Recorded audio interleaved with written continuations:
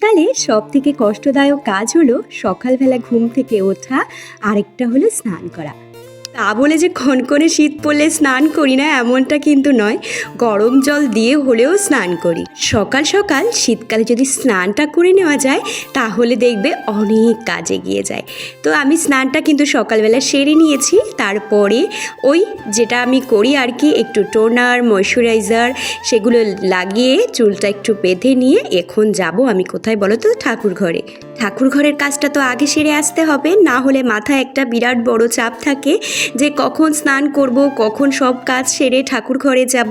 কালে তো ঘড়ির কাঁটার সাথে একদমই দৌড়ে পারা যায় না, তো সেই মতোই কিন্তু ঘড়ির সাথে সাথে দৌড়তে হয়, পারলে ঘড়ির আগেই দৌড়লে ভালো হয়।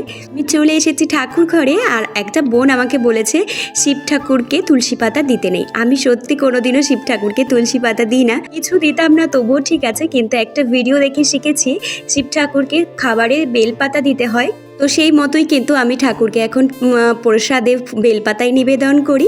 তারপরে কিন্তু ঘরে এসে বিছানাটা তুলে নিয়েছি, আর তার সাথে সকাল সকাল একটু গরম গরম চা।